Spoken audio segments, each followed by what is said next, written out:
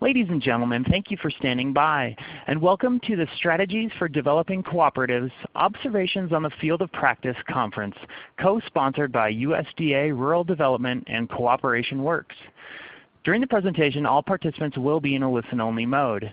Afterwards, we will conduct a question and answer session. At that time, if you have a question, please press star 1.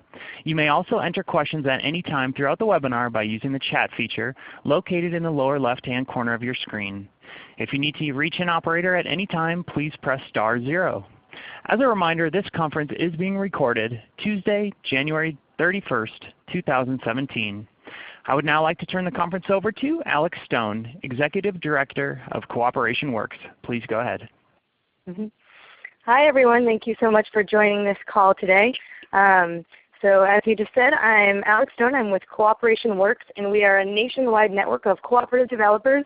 So that includes cooperative development centers from all across the country, as well as individuals working in cooperative development. So our members share resources, experiences, tools from the field, and one of the ways that we support cooperative development on a national level is with a rigorous 3-part training. However, outside of that, we want to make our resources and our trainings available to the public through webinars like this. So this is one of the ways in which we help support cooperative development. And other than that, we foster collaborations among our members and with mission-aligned organizations. And we also advocate for cooperatives on a national level. And if you want to reach out to me with any questions after this, you can feel free to email me at alex@cooperationworks.coop. And I'm going to go ahead and pass this over to Andy Dermalowitz, who's the Assistant Deputy Administrator of the Cooperative Programs with the USDA Rural Development. Thank you, Alex. I'm just happy to jump in here. I always appreciate the opportunity to interface here with Cooperation Works. And we've got a good announcement. I wanted to take this opportunity to introduce our new director for our Community Economic Development Division, which houses our cooperative programs. We've been very fortunate, probably going on maybe 3 weeks. I think 3 weeks ago, Jamie Davenport has joined us to be the director of that division in cooperative programs. So I just wanted to take this opportunity. Since we all engage with you often, I wanted you to at least virtually get to meet Jamie. And so with that, I'm introducing Ms. Jamie Davenport. Thank you, Andy, and thank you, Alex, and thank you to everyone who's participating on the phone. So as Andy said, I've been here a few weeks now. Very happy to jump in and learn more about cooperative development, and thrilled that we have this webinar today that Margaret Bow is hosting. Margaret is our cooperative development specialist out in the field, and when I first learned that I would be joining USDA, I did a quick Google search, of course, and Margaret's name was all over all of the cooperative trainings that are out there on the web. So very happy to get to work with Margaret and to learn from her. So with that, I'll go ahead and turn it over to Margaret to begin today's presentation. Very good, Jamie. Thank you. Thank you, Alex. Thank you, Andy. And thank you, everyone, for joining in on this conference call. What we are going to do is talk about co-op development. And on a previous call back on January 20th of 2016, I presented the details on the steps to actually organizing a cooperative. That was also on a USDA-sponsored webinar. So for more depth on the actual steps, I would encourage you to go to the USDA website and you can listen to that hour-long webinar, because this webinar will take that a step further. We will explore the emerging strategies for actually guiding groups through the co-op development process. So on your screen, I have a graphic up that explains the 6 steps that all cooperatives need to go through in order to actually organize and to launch operations. And please excuse the flower graphics. It is January. I'm a master gardener, and I've been looking through a lot of seed catalogs, so I've been thinking flower shapes recently. So the different steps to form a cooperative remind me of the parts of a flower. So let's go through those parts of a flower. The flowers we're trying to bring into fruition cooperatives. So let's start with the idea exploration. We won't go into great depth like the previous webinar of a year ago, but just as a little overview. When it comes to exploring the idea, oftentimes a very small group of people will come together. Someone will come up with an idea. They'll talk to a few friends, and they're going to try to figure out, does a group effort make sense for whatever the business proposition is. Those people will start to gather some information. They will hold an exploratory meeting, perhaps of a few more people, and then they will actually form a steering committee to move forward with the process. So that's the idea exploration process. All cooperatives go through this. Another vital part of the co-op development process is taking a look at the business viability aspects of it. A cooperative is a business that is owned by multiple parties. By that very nature, co-ops require lots of time, investment, and resources.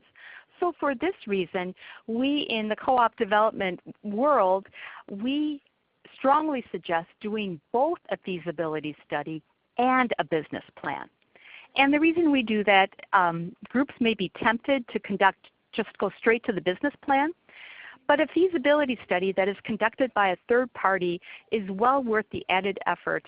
It's part of doing due diligence to make sure that any type of business that you launch is well on its way. So with the feasibility study, we're looking, a third party will conduct that. Is the concept viable? They will take a look at the industry, the markets. They will run some financial projections, put together a best case, worst case, and a so-so case scenario. And that information will be presented to the group. If they feel it's worth going ahead, the group themselves will then conduct a business plan. And this is where you take the details of your particular venture. You take information coming from the feasibility study of what's going on in the industry and the market, but then you put down onto paper your marketing plan, your management operations, how you're going to capitalize it, and so forth. So that's the second major step in forming a cooperative. The next major step is legal structure. And as you can see there, there's various parts of that. We've got the Articles of Incorporation. It includes bylaws. It includes policies, both for governance and for operations. And just as a subtle reminder, please remember, don't just copy the bylaws and articles from another cooperative. This step is an opportunity for you to define who you are, for the co-op to define who they are, and to reflect those values into the very structure of their organization. Oftentimes this does involve an attorney, although I strongly suggest that the group take the discipline of working through this and asking for legal assistance after they've gone through the process of thinking through who they are, what they want to be about. So the next overview part comes with capitalization. And co-ops utilize multiple sources of capital. In the spirit of co-op principle number 3, member economic participation, co-op members provide the initial base of the equity within the business. And then co-ops can therefore go ahead and conduct an equity drive within the community and also apply for loans. So you see on the slides there, member equity, transaction fees. If it's a producer co-op, they may do something called per unit retains. If it's a worker co-op, you may withhold some money per hour worked for a period of time. Doing an equity drive amongst the members themselves and the community. And then you may also tap into loans from both members and the community, subsidized loans and market rate loans from lenders. The question of grants, oftentimes groups think, well, let's go ahead and get a grant. I would recommend that that be used only for very special occasions. Grants are appropriate for pre-development costs, but you don't want to become dependent upon grants for your operations. Cooperatives are businesses. Cooperatives need to break even, and if they're too grant dependent, they're setting themselves up for hardship later on. But moving on, then we come to business operations, actually launching the business. Opening for business involves lots of preparation, but thanks to this thoughtful co-op development process that we all advocate, groups should be well prepared for a launch. Moving on, co-op education and training. Member development, building a community of owners. What is the compelling economic, social, or cultural need to join a cooperative? And is it sufficient enough to warrant ongoing member loyalty, use of the co-op over time, what we call patronage, and leadership in that co-op? That particular aspect, I was in conversation with Kevin Edberg of Cooperative Development Services, and he really stressed the importance of good member development so that people are well aware of what they're getting into, they're fully bought into it, and they support the cooperative over the long run. Co-op members are co-owners of a business. Business owners need to understand the basics of their operations, of their governance, and of their financials. And this is why ongoing co-op education, part of co-op principle number 5, is critical for optimal performance, both for current and future member owners. This step continues throughout the life of the cooperative. So that in a nutshell, that took about 7–10 minutes, are all the steps that are involved in actually organizing a cooperative. I ran through that very quickly because in the spirit, well, let's move forward to actually talking about ways that co-op development professionals, co-op development centers will go about actually organizing a co-op using these 6 steps. And I've done a lot of thinking on this topic, and I categorized 3 different strategies that are currently underway across the country in organizing cooperatives. The first being do-it-yourself, the DIY process, a facilitated approach, and an incubated approach. And we're going to go through each of these categories. I'm going to further subdivide it, and we'll provide examples of each that are currently going on across the country. Very exciting things happening within the profession. So moving on to the first way of organizing a cooperative, that do-it-yourself, that DIY approach. Oftentimes we will find entrepreneurs that will gather information that may be available on websites. Websites such as USDA, Rural Development, there's quite a bit of information there. A lot of the co-op development centers have good, solid information about what is a cooperative, what are the steps to forming a cooperative, who are some resource people that can help you in that. And so what you'll find, there are people out there that will use this information that they glean. They may or may not use co-op development technical assistance provided by co-op development centers. They're going to figure out their own financing, and unfortunately they're probably going to make some predictable first-timer types of mistakes. For instance, some groups, as I mentioned, do have the wherewithal to form a co-op. One example is Isthmus Engineering Cooperative. It is a worker co-op in Madison, Wisconsin.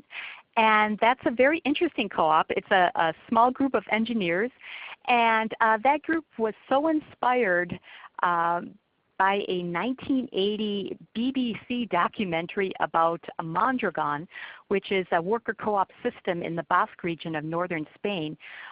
They viewed that video that was available, and they actually all jumped in the car and drove 4 hours up to the University of Minnesota, met with a law professor up there that knew a little bit about co-ops. They took some of his advice, and then they went ahead and organized their own worker co-op. It truly is a wonderful story, but it is a rather rare story. So there are some people out there that have the wherewithal to go it alone and form their own co-ops, but it's kind of far and few between.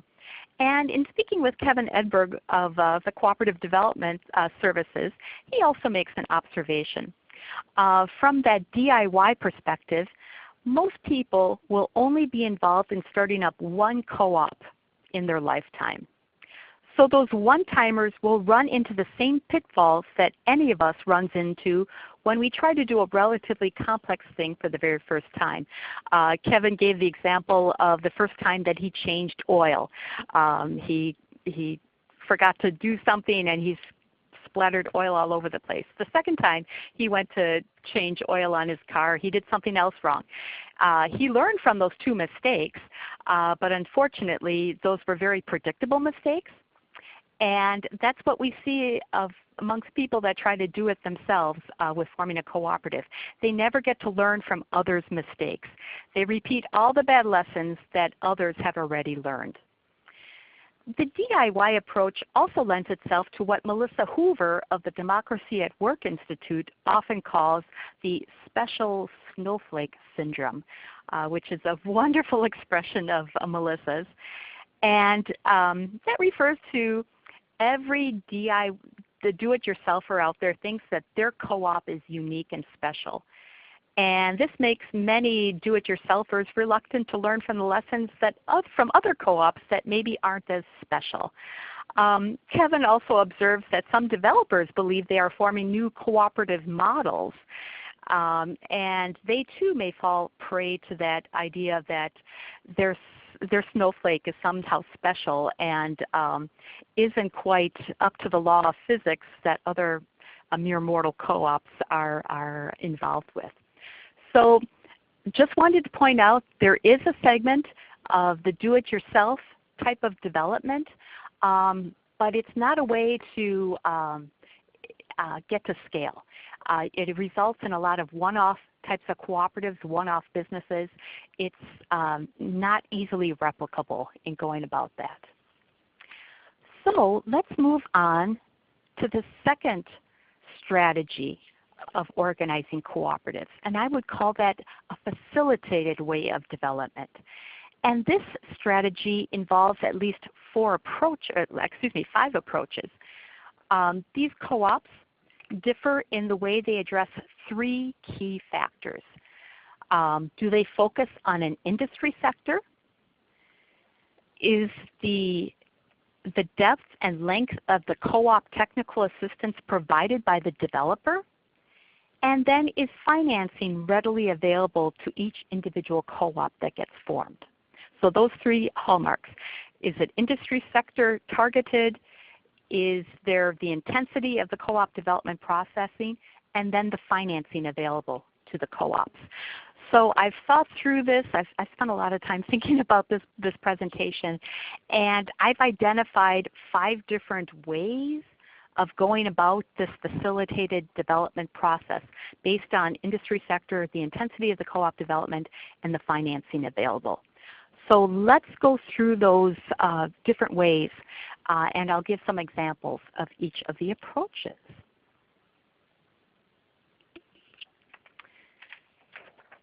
So the first facilitated development, it's often called the Co-op Academy approach.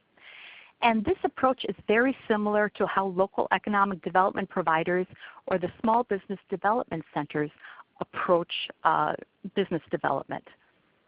It's a starting point. The entrepreneurs will come up with a business concept idea, and they will approach the Small Business Development Center. It can be in any type of industry sector imaginable. And what happens is that in a co-op academy, there is a course that guides the participants through the steps of co-op development. In that academy, in that course, it can last 4 to 6 months. There often is interaction amongst people taking the course as they're exploring their business idea. But the people that are in that course may not be in the same industry, so they don't benefit from sharing information about the home care industry or sharing information about some type of food processing. They're in all kinds of different industry sectors. And so there are some good examples of this. The Green Worker Cooperatives out in the Bronx and New York City use this approach. They bring people together in an academy and they go through a very thorough process together. But they're coming from all different industry sectors and people are coming up with their own ideas when they come to the academy. Cooperation Texas has taken the Co-op Academy approach. Unfortunately, they're on hiatus right now. They've taken a pause. They're not providing a Co-op Academy classes right now. And then the Minneapolis CTAP, which stands for the Co-op Technical Assistance Program.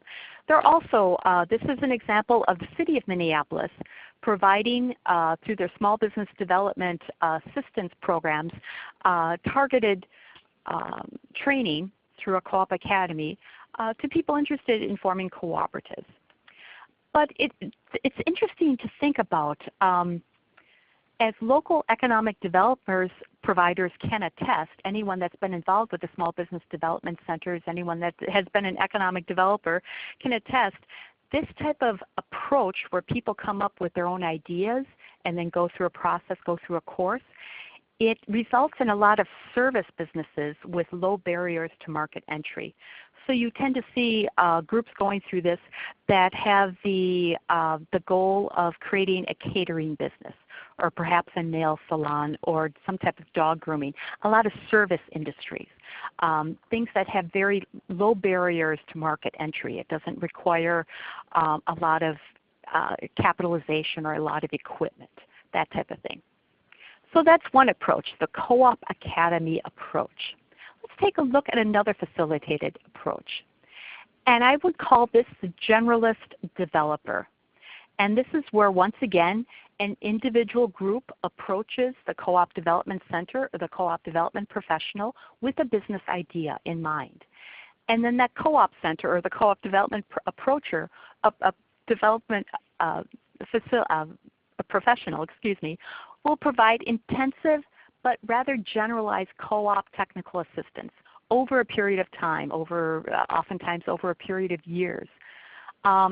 Interestingly enough, the developer may not have knowledge about that particular industry, but the developer learns alongside the group about the industry.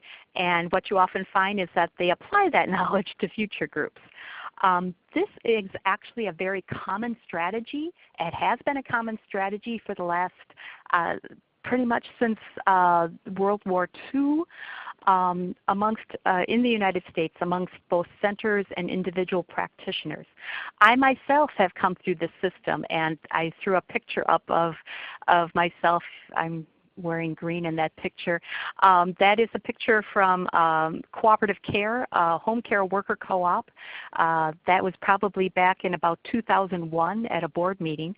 And I was a relatively new co-op development person.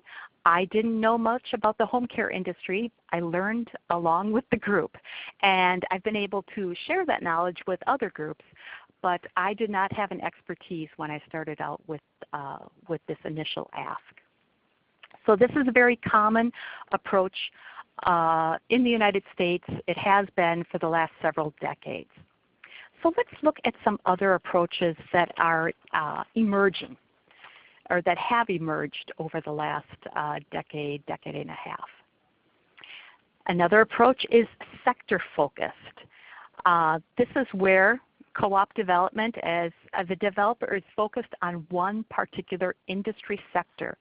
And clients approach the developer knowing full well that they want to go into that particular industry. They appreciate that the developer knows both the co-op model and the industry well. And the co-op developer may provide leads and ideas for capitalization, but the co-ops themselves must raise their own capital. So from this sector-focused approach, they can really zone in, they can really target a market analysis, operations for that particular industry, good governance practices from a co-op development perspective, but also a little more focused on the industry. The Food Co-op initiative is a very good example of this sector-focused approach. This arose the Food Co-op 500 vision, and that was the vision of moving from about 400 natural food retail grocery co-ops across the country to 500 within a decade. And they've really been working, as you can see in the, some of the graphics there, they have their 4 cornerstones and 3 stages model that they've developed over time and are sharing that very industry specific but immersed in co-op development approach with people that are interested in forming these types of co-ops. Very interesting model. Let's move on to another model. This is a relatively new way of going about it. Guided, I call this guided investing for a lack of a better term. And this is where a patient lender will provide years' worth of both co-op development and operational assistance. So they provide an array of hands-on technical assistance for a period of years. They help out with the market analysis, with the operations, but they also do the co-op side of things, membership development, truly understanding what members are getting into, understanding good democratic governance processes. However, they as lenders are able to provide capitalization to each co-op that they are working with. However, this guided investing approach is not focused on a particular industry. An example of this would be the working world. They started out, the working world, it was inspired by the recuperated businesses out of Argentina in the depths of their economic turmoil back in 2001. A lot of people that were employed suddenly found themselves without employment when businesses were being shuttered. And that was happening across the country in Argentina as the economy was falling apart. And some people said, no, we're not going to do this. And they went back into their shuttered businesses and took it over and ran them as worker co-ops. That very much inspired some of the folks that started up the working world. They brought that approach up to Nicaragua, and then they have brought that approach to the United States. So it's an approach that combines both financial assistance and technical assistance. Interesting development. So let's move on to the last facilitated development approach that I've identified anyhow. And I call this, for lack of a better term, the triple play.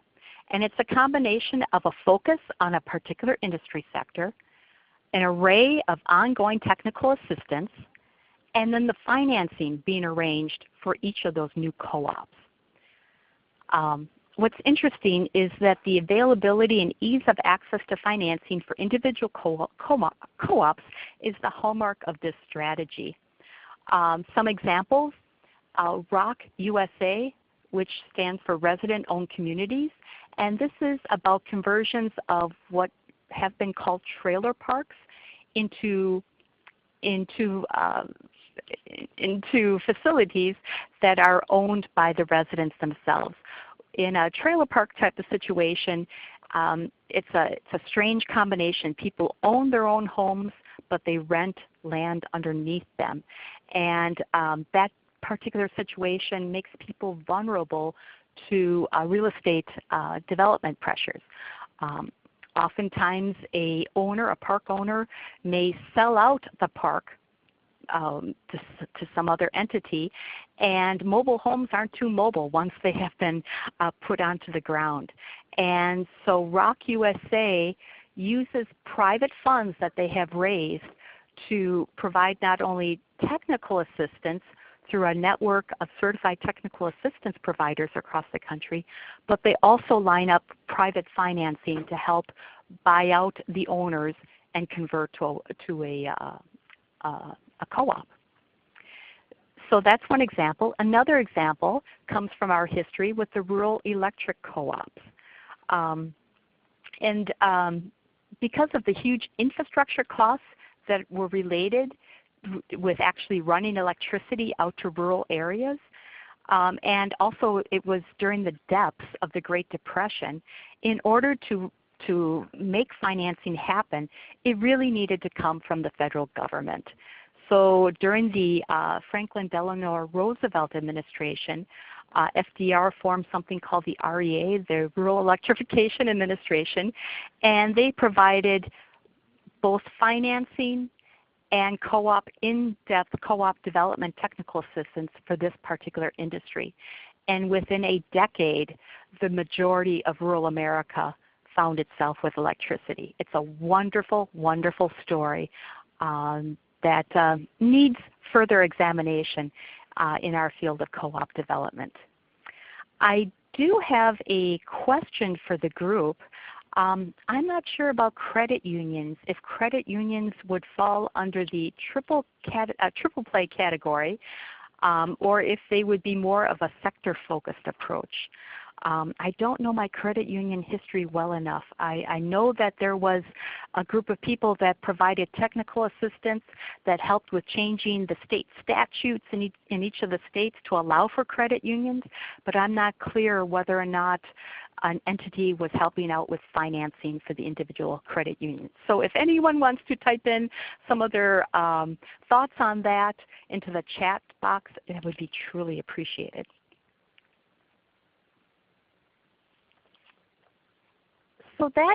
So we went through a number of different ways of doing facilitated development. Let's move on to that third and final category that I had identified, which is an incubated approach. And when I talk about an incubated approach, I often use the analogy of growing tomatoes in a northern climate. As I mentioned before, I'm a master gardener, so I think about these things. And growing tomatoes in a northern climate, tomatoes have a very long growing season. And if you would just plant a seed outdoors, the plant would not bear fruit before frost would come and kill the plant.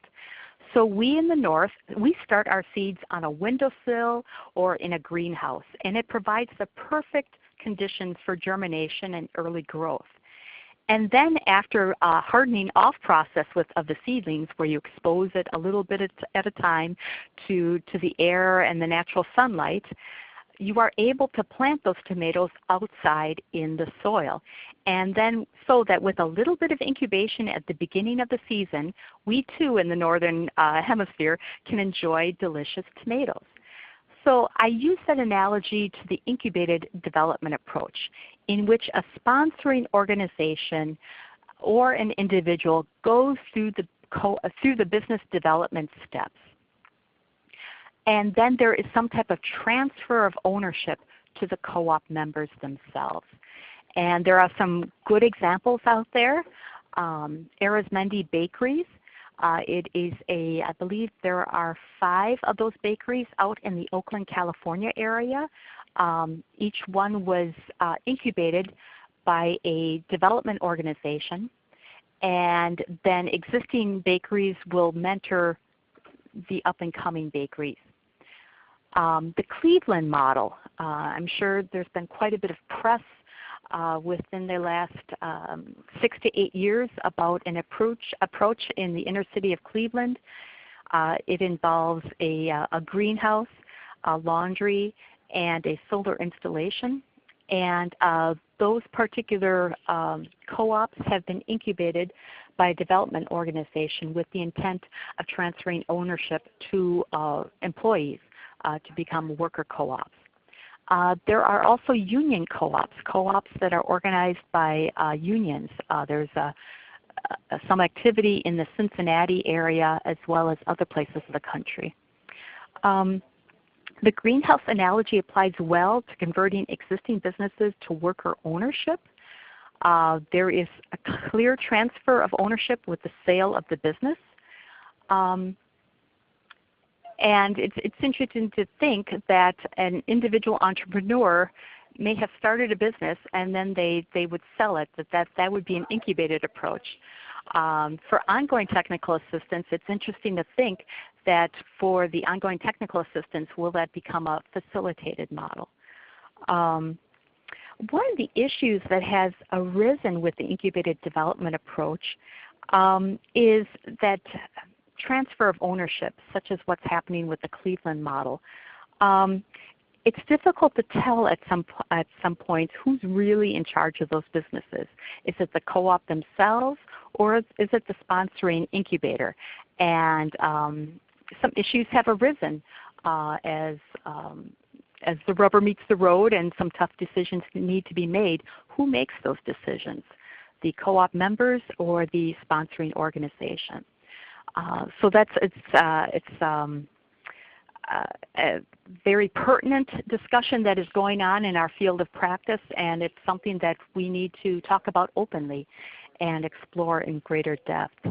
I want to make sure to note in this part of the presentation that along with the Cleveland model, people talk about the anchor institution model, in which when you develop a co-op, that there would be selling of goods or services to institutions that are not going to move away, such as a university or a hospital system, something like that.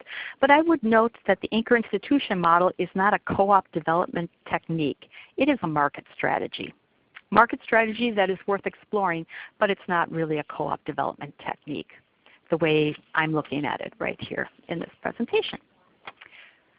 So I wanted to share with you that co-op development is a profession. It is an area of practice, and strategies change over time as we learn more, as we grow, as market conditions change.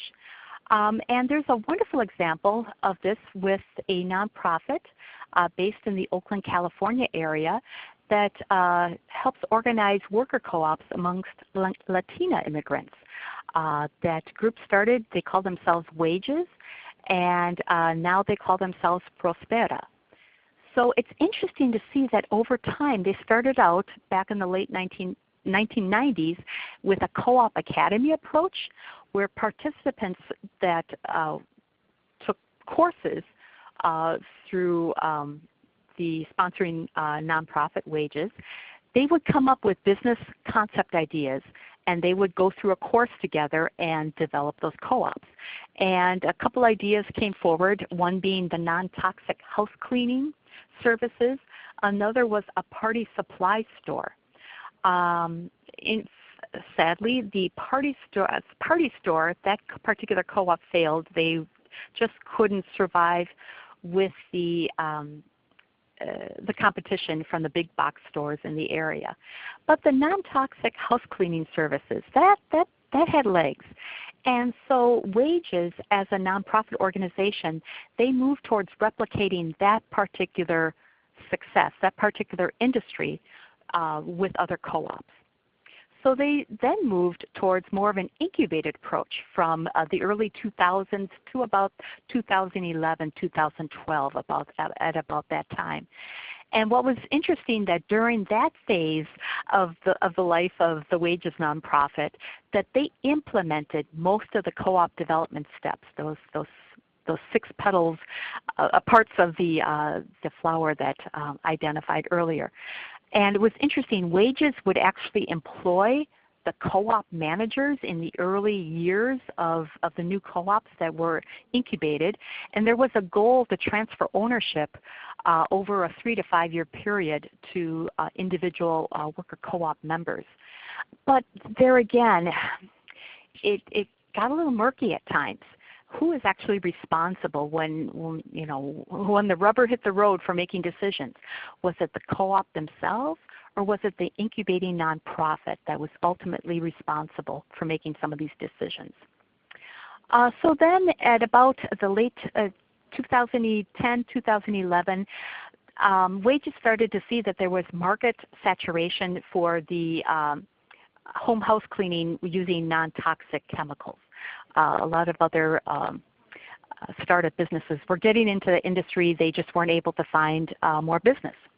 And so they did, Wages did a very thorough analysis of other market opportunities, other industry sectors that they could go into.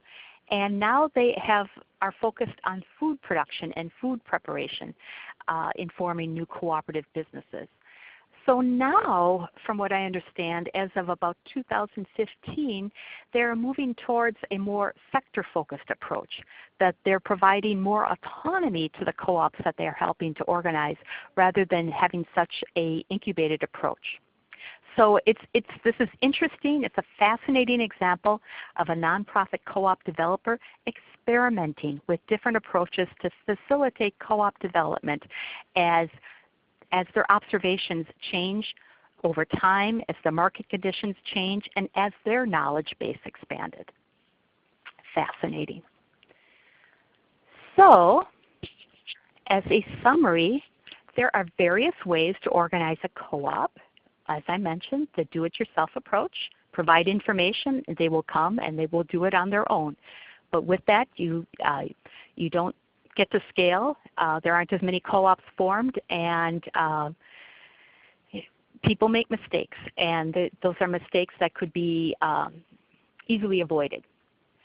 There is the facilitated approach, and I identified 5 different ways: the Co-op Academy, the Generalist Developer, a sector-focused approach like you see with the Food Co-op Initiative, the guided investing approach such as we see as with the Working Capital Group, and the triple play approach such as we're seeing with Rock USA and what we saw with the rural electric co-ops back in the 1930s and 1940s.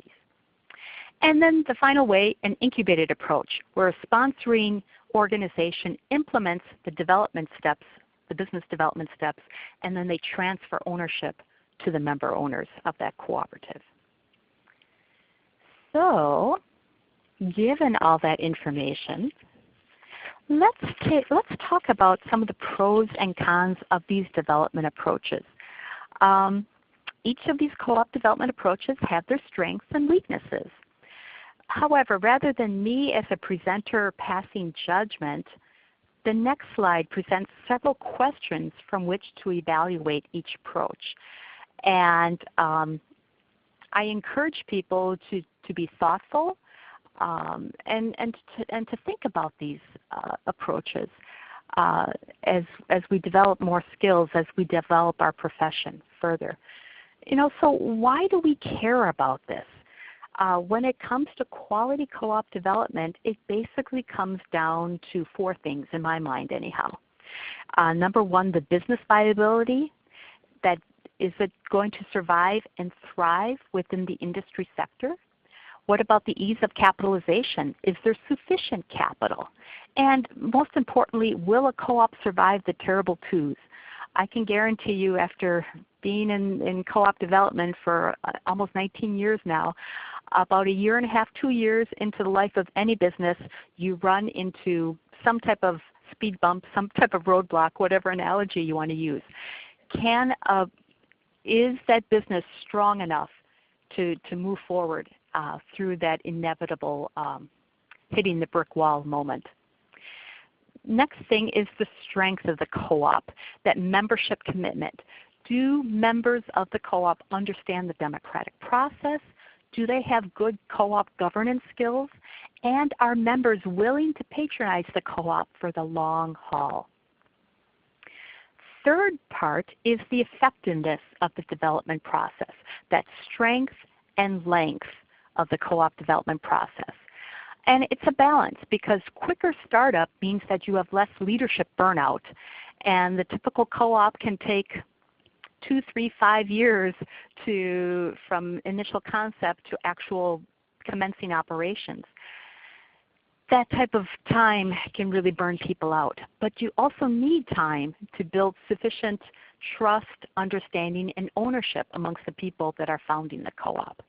So how do you prepare people with limited business skills to have meaningful membership, to truly have ownership of their cooperative businesses? And then the fourth hallmark, the fourth thing that we should be concerned about is good use of resources that fund co-op development. Have co-ops made a measurable positive difference in people's lives? These are questions that we all need to look at as we develop strategies for co-op development. Are we creating isolated co-ops, or are we actually getting to scale and creating a number of co-ops in the same industry or in the same region that can help each other out, that can weather the storms together? And then can we communicate the impact of co-op businesses to the general public, to our funders, to whomever is interested in what we're doing? So with that in mind, I would entertain, well, first of all, maybe we should open up with any clarifying questions, and then let's discuss this. For people that are new to the field of co-op development, I hope this provided an overview of some of the strategies currently in use across the country.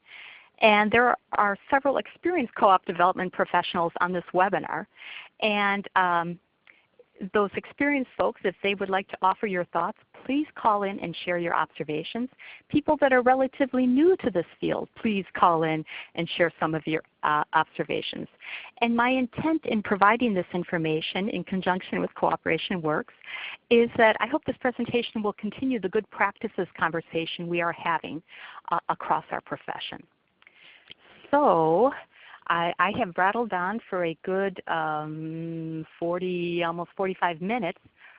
So why don't we go ahead and take a look at some questions that have come into the chat box, and then we'll open it up to questions that we can people can phone in. So Scott, if you could help me out with some of the question and answers. Yeah, sure thing, Mary. I'm sorry, Margaret. Call me by my middle name. Yeah, I did that on purpose. No, the first question we have in the chat box it says, can you list some example organizations that conduct third-party analysis during the feasibility study phase, or where one can look to find third-party analysis to start their co-op? Right. Very good question. Very good question. It depends on the industry. For instance, Co-op Development Services, they have an expertise in the natural foods retail grocery co-ops across the country. That one comes off the top of my head. And I'm going to rely on some of the other people, the strengths of some of the other people in on the webinar to give some other examples as well. But that one comes to mind first. No problem. And if I just remind the group, if you do want to chime in, you just press *1, and you'll be entered into a queue, and then you'll be able to speak live. But until then, I'll go ahead. And then so we have another question from the chat box. The farm credit system was definitely incubated by the government, but the first credit union in the U.S. actually came via Quebec into New Hampshire. Alphonse, I'm going to butcher their name, Desjardins. Thank you. Desjardins was an individual who championed the credit union model. So perhaps it was a sector-focused, facilitated approach, or was it internationally incubated? A very good question, Jan. Jan is always thinking out there in Montana. My question is, did Alphonse Desjardins, wonderful example, that model was really developed, well, it started in Europe, then he really honed it in. He really brought 4 different models together out of Europe, put it together in the Quebec experience, in the North American experience, shared that in the New England states. It really took hold in New Hampshire. My question is, was there financing? There was something created called the National Credit Union Extension Bureau, and that helped facilitate some of the technical assistance, but I'm not clear if that Extension Bureau or if any other organization actually helped to provide financing for each of those individual credit unions. So yeah. Very cool. So if anyone else has a little more information, a little more insight on that credit union history, that would be really helpful. Excellent. Okay, I'm going to move on with the next question. I met with some new Americans yesterday who have small shops under one roof at an international market indoors. My question, many of the women who are shop operators have children, so I mentioned they might want to share the responsibility of taking care of the children, not paying money, but instead taking note of how many hours each adult spends taking care of the children in a common area in the international market. I'm thinking it wouldn't have to be an official co-op and have to go by state rules for business and childcare, but instead an understanding amongst friends to share in the responsibility. Later, it might turn into an actual business, whether created as a co-op or typical childcare business. But what do you think? What avenue should they take? Should they go for a co-op, or is it a cooperation amongst friends? Would that be enough, or what are the problems you see there? Okay, very good question. Very good question, and I appreciate. I believe that was Kathy Coyle that typed that in. Thank you for the detail that you provided that, and thinking creatively with the group of entrepreneurs. I would recommend talking with the good folks at the California Co-op Development Center. They have quite a bit of experience with child care co-ops, both the informal groups that you're talking about, and there have been several examples over the decades in California of parent groups coming together and kind of bartering, amongst each other, taking care of each other's children, that type of thing. And over time, some of those have formed into formal daycare co-ops. And for others, they just were informal barter arrangements, and after people's kids grew to the point that they were in school, it just kind of went away. So it really depends on how informal you want to be. Are you concerned? Are you doing this in a public place, or are you doing this in someone's home? If you're doing it in someone's home, it might be a little easier to do. But I believe Kathy is in Minnesota. The laws in Minnesota might be a little more strict, so you might want to do a little more digging about that. But I would highly recommend touching base with Kim Coons and the good folks at the California Co-op Development Center. Also, breaking news, Sarah Pike with a women venture based in Minneapolis, Minnesota. They just received a $350,000 Kellogg grant to take a look at helping to develop worker co-ops in the daycare industry. And so they're looking for information. They're gathering information. You might want to touch base with Sarah Pike in Minneapolis. Another idea that comes to mind are the child space co-ops that were formed back in the mid-90s. In Pennsylvania, in the Philadelphia area. That started up as an incubator to form worker co-ops in the child care industry. There are 3 in the Philadelphia area. They tried to replicate the model in other areas, and it ran into some issues in replication, but they have 3 strong worker co-ops in the child care industry in Philadelphia. So you might want to touch base with Child Space. Very cool.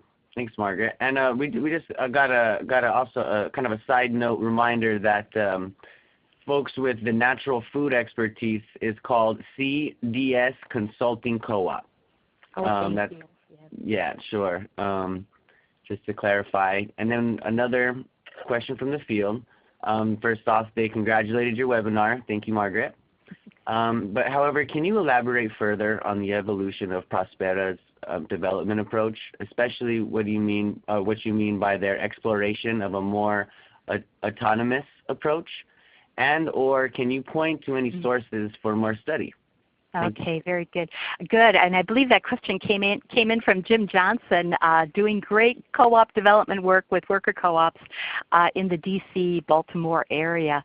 And Jim, that information about the more autonomous approach that was shared with us by Carla Reyes, who is now the business development person at Profeta. She's been on board for about a year and a half. Maybe 2 years, and she talked about that they're trying to move away from the incubated approach. They felt that the lines of transition, even though that they had created contracts between Wages, then Wages, now Profeta, and the developing co-ops, it wasn't fulfilling what they were hoping it was. And so they're trying to provide more back office, administrative support to the co-ops, but not taking direct ownership of the co-ops. I would highly recommend contacting Carla Reyes, R-E-Y-E-S, at Profeta, and exploring that a little bit further. It's a rather new development, a rather new shift, and very interesting to see how Wages and now Profeta have evolved over time. So I think it's open for a rich discussion.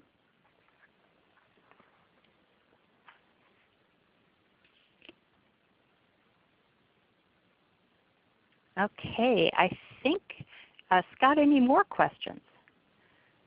I'm so sorry, I was on mute. Oh, okay.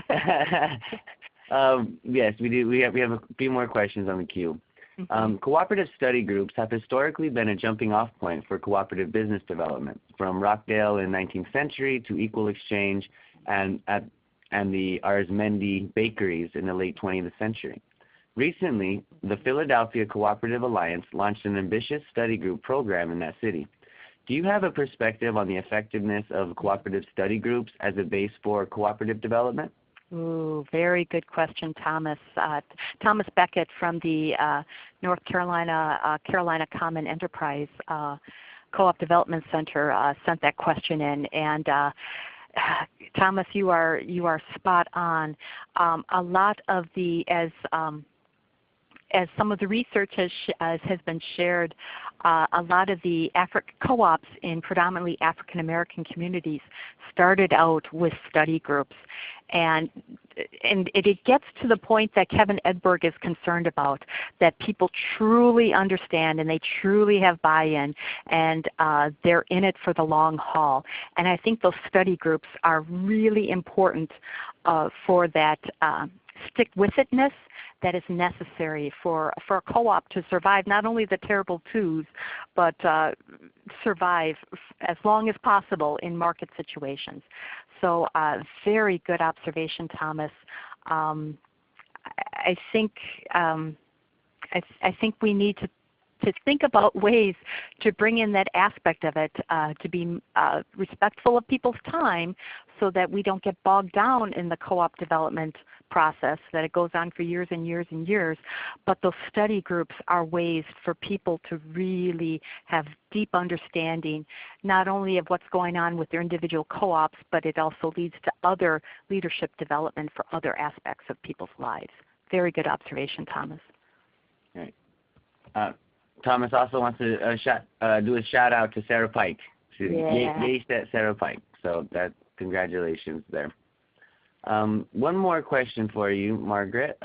We had a similar child care shared services activities in our SelfHelp Housing, where the group agreed that the parents who cared for the children of the families during building activities were able to count those hours toward their own hours worked contribution for the self-help build.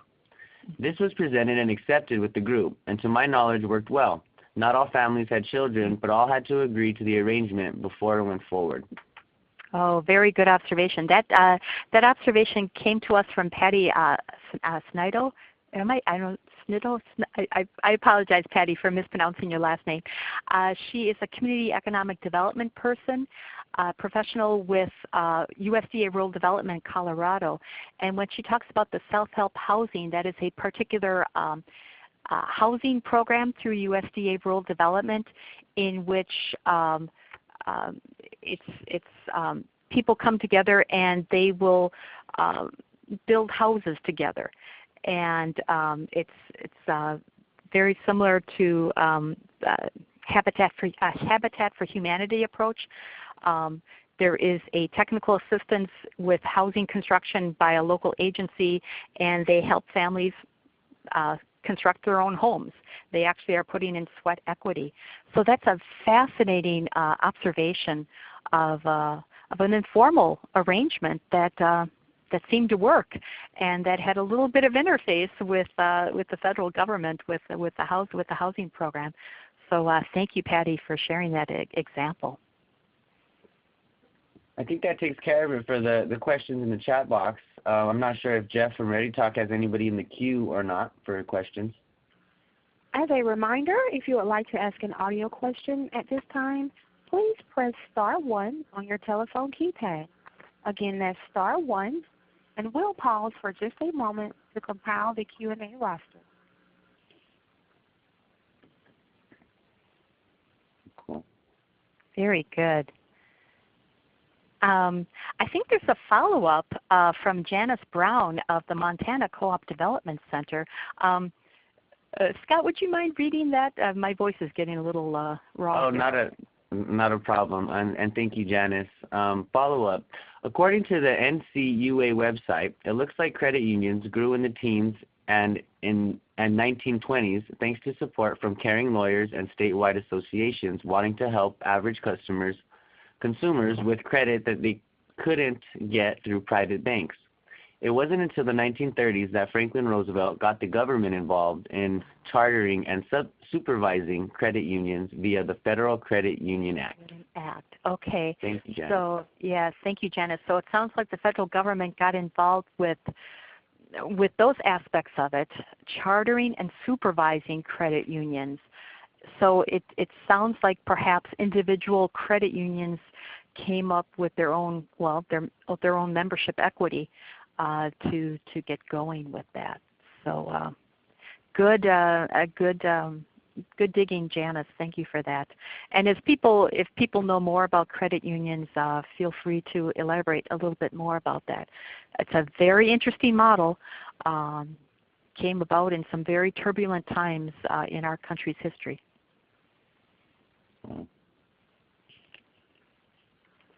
And there are no phone questions at this time. Okay. Any other observations on the part of the participants, or on the part of any other?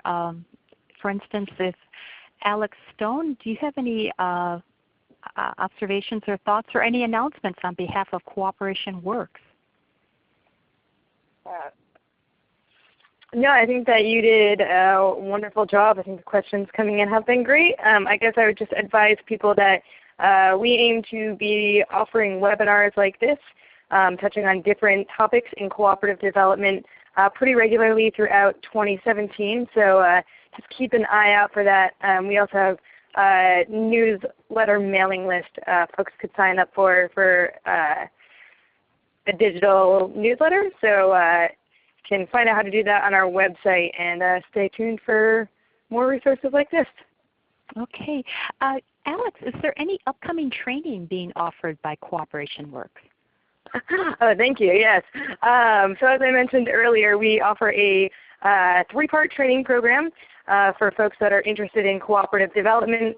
And we have our session 1, the very first part of that 3-part training, coming up on April 10th to 13th. So we'll actually be sending a save the date later this week. Again, you can sign up for our newsletter through the website if you go to professionaldevelopment.cooperationworks.coop. And stay tuned about that. The registration will officially be opening in late February. And again, the dates of that training are April 10th to the 13th, and it will be held in Madison, Wisconsin. Very good. And as there are some people on the line that can probably attest that that training is well worth going. It is an investment of people's time and resources, but it's a wonderful opportunity to network with other people that are equally as passionate about co-ops as you are, and to see some fascinating examples of co-ops in Madison, Wisconsin. Yeah. Any other upcoming webinars that we should be aware of?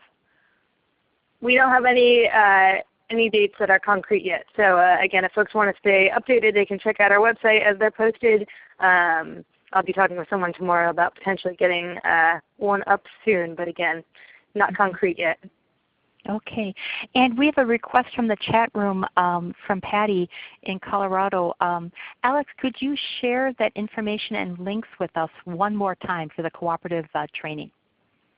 Yeah, so if you go to professionaldevelopment.cooperationworks.coop, you should be able to sign up for our newsletter there. It's still got some information from session 3 that we just had, and it will be updated also this week. And if folks, maybe when this gets recorded, I can send out an email and include that link in there too if I have access to this list. Very good. I know that, Alex, could you talk a little bit about the training that was just had at the beginning of January, what that training is like? Yeah, so session 3 is the third part of this training. It's an online part, so we had people participating from their offices, from their homes, all across the country, and it focused on learning how to do financial analysis for startup cooperatives. So it was certainly geared toward startups in the cooperative realm, but it could be applied to startups for really any business. So we had Kate Smith, who's done this training in the past, go through basically a week long of just working through her format for this in Excel, and it was a really great session. I think there are actually a few folks who were involved in that training who are on this webinar right now, so it's great to see folks staying involved. Yeah, and Kate Smith, she has a wealth of experience. She was the former executive director of the Keystone Development Center, which is the co-op development center serving Pennsylvania, Delaware, and Maryland. And she has a PhD in economics. But don't let that intimidate you. She makes it very down to earth, very practical. Yeah, and she's been working with co-ops for decades, so she's she knows a lot about this field and has a lot of direct experience.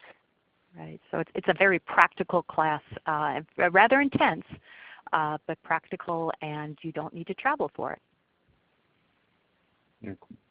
I'd just like to remind the folks on the line that this webinar is going to be recorded, and that every participant will receive a recording of this webinar along with the slides, and then that's where we can input some direct links from Alex and so forth.